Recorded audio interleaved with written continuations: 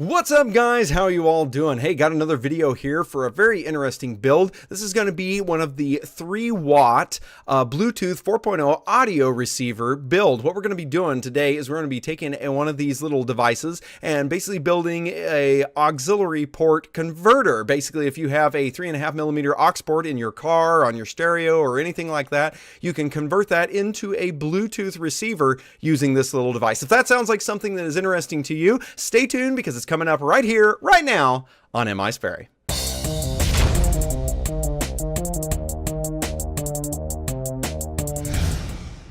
Okay, guys, to get started, what we're going to do is I'm going to lay out all the stuff that we got. I got it over here off to the side over here on my little bench. Woo! So I can show you what we got laid out here. So what you'll need for this build is you'll need a pair of these crimpers.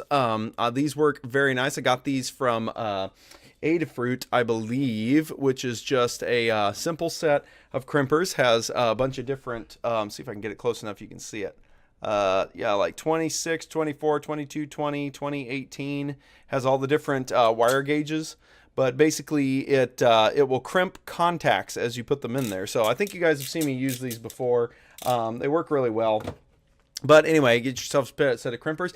If you don't have crimpers, you can use like a pair of pliers. That'll work just fine. It's a little tricky to get it crimped in there. Sometimes you may need to blob a little piece of solder on there, but not too much, otherwise it won't fit into the shell housing. So it's best if you just have a pair of these crimpers, but you can get by if you don't have them. You need a set of contacts, okay? So I've got these here. These are the set that goes in here. You basically will break these off. I will show a video here in a second of me putting it together, but you'll break these off and use them. You'll use one of these little shell housings. This fits into this little spot right here, just like that. So that'll snap in once it's all finished and whatnot. And you also need one of the little Bluetooth modules. This is the little 3-watt stereo Bluetooth module. Has the USB micro for power, and here is the audio part. You can also solder. They bring the power and ground out, and if you can see that, they do bring the power and ground out, as well as on the back side they bring the left and right audio out as well. So if you want to solder this in instead of crimping this in and everything, by all means do that. You also need maybe some audio cord. This was just bought from, I don't know, one of my local stores. I think it was Dollar General or something. I bought one of these little audio aux cords from. Now, the cool thing about it is if you want 2 of these, when you buy an aux cord like this, you just cut it in 2 and you actually have 2 cords. So anyway, so I've already cut this down. Or cut this off, so you'll strip this out and we'll basically crimp on these contacts so we can make a quick connect. Basically, you'll also need a 3D printed case, which I will show here in a little bit during the build process. You'll need a 3D printed case. You can get all of this information down below. Check out the links down below. You'll find out the links for the for this device. You'll find out links for the shell and the contacts, as well as you'll find the link to the Thingiverse file that has the box that I designed for you. Okay? All right, so let's get to building. Okay, guys, so what we're going to do is we're going to go ahead and slide the sheath back on this and strip out the main piece. All right, now that'll reveal the 3 different wires, which we will then strip off the ground basically, so that way it's showing, as well as we'll come back and cut off any sheathing that is there for just protection. We'll just get that trimmed off of there, so I'll do that real quick. And then that should reveal just those 3 wires. So now we're going to strip out each individual wire on its own. So we'll strip out that first one and get to all 3 of them. Now that they're all stripped out, we'll get the next one.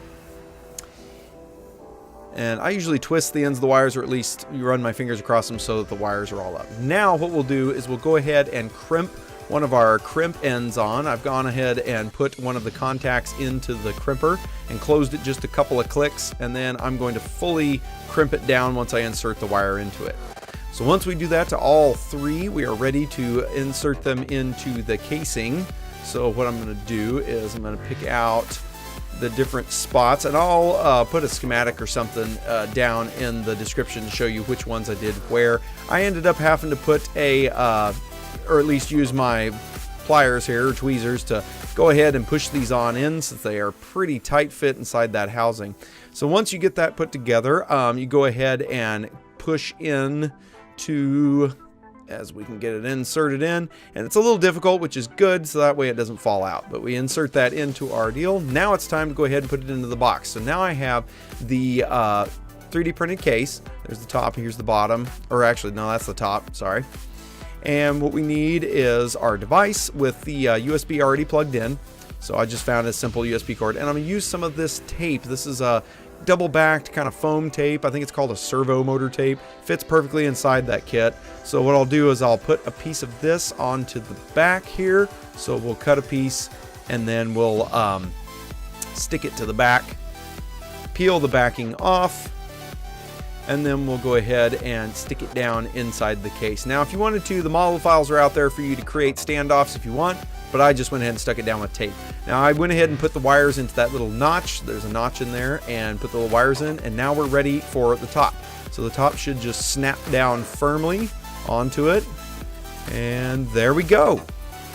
Okay, so let's go ahead. I've got the device in my car now, so let's go ahead and plug that sucker in. So we'll get her jacked into the aux port here, and then we'll power it up with some USB power, and then we will press audio device, which sets it all up to listen. Get it all connected Bluetooth to X Special Audio. That showed up, so now it's connected to my phone. So now I got to go into my phone and let's see what we can find to play. Oh, let's go through. Let's choose rock music. That sounds good. Let's go down to, oh, nail that one in. Let's go to Paralyzer, and there it is.